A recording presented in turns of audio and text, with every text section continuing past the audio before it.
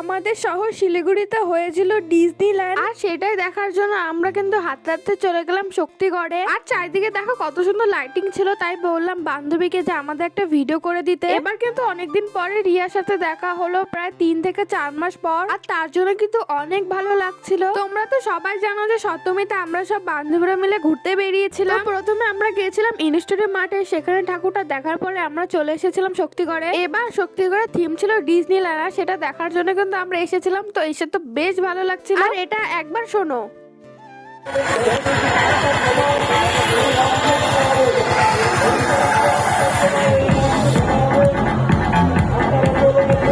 যেমন ছিল প্যান্ডেলটা সুন্দর, তেমনই ছিল লাইটিং, আর তেমনই ছিল সাউন্ড সিস্টেম, সব মিলিয়ে একদম দারুণ। আর এটা কিন্তু বাচ্চাদের অনেক ভালো লাগবে, কারণ ভিতরে কিন্তু কার্টুনের অনেক ছবি ছিল। প্যান্ডেলটা যেমন সুন্দর ছিল, তার থেকেও বেশি সুন্দর ছিল ঠাকুরগুলো। এখানে আমরা বেশ খানিকক্ষণ ছিলাম, তারপরে ছবি টবি তোলার পরে আমরা বেরিয়ে গেলাম বাইরে। বাইরে কিন্তু বেশ অনেকগুলো দোকান বসেছিল, সেখান থেকে আমরা ক্লিপ দেখছিলাম, কয়েকটা ক্লিপ কিনেও ছিলাম। তারপরে সব বান্ধবীরা মিলে কিন্তু ঘুরছিলাম, প্রচন্ড ভালো লাগছিল। অনেকদিন পর সব বান্ধবীদের সাথে দেখা হয়েছে। এখানেও কিন্তু একটা নাগরদোলনা এসেছিল। আর তারপরে চলে গেলাম আমরা আইসক্রিম খেতে। কোনগুলা বান্ধবী হচ্ছে ফুচকা খেয়েছিল, আর কেউ কেউ হচ্ছে আইসক্রিম খেয়েছিল। আর সেদিন কিন্তু বেশ অনেক গরম ছিল, তাই কিন্তু আমরা 3 জন মিলে এখানে আইসক্রিম খাচ্ছি। মেলার মধ্যে একটা পিৎজার দোকান খুলেছিল ডমিনোজে, তাই সেখান থেকে আমি আর রিয়া 2 প্যাকেট দুজনে পিৎজা নিয়েছিলাম। এরপরে কিন্তু আমাদের ঠাকুর দেখা হয়ে গেছে, তারপর কিন্তু টোটো করে আমরা চলে এসেছিলাম বাড়িতে। আর কিন্তু কোনো ক্লিপ নেওয়া হয়নি বাইরে, এদিকে যেহেতু গাড়ি বন্ধ ছিল, তাই কিন্তু বেশ অনেকটা হেঁটে তারপরে কিন্তু আমাদের টোটো ধরতে হয়েছিল, তাই বেশ অনেকটা টাইমই লেগেছিল। আর তারপর বাড়িতে এসে ফ্রেশ হয়ে নিয়েছি। এবার হচ্ছে পিৎজাটার মধ্যে চিলি ফ্লেক্স আর হচ্ছে অরিগেনো দিয়ে কিন্তু খাওয়া শুরু করে দিলাম। তারপরে কিন্তু মাকেও দিয়েছিলাম। আর পিৎজাটা না একটু ঠান্ডা হয়ে গেছিল, তাছাড়া কিন্তু বেশ ভালোই ছিল পিৎজাটা।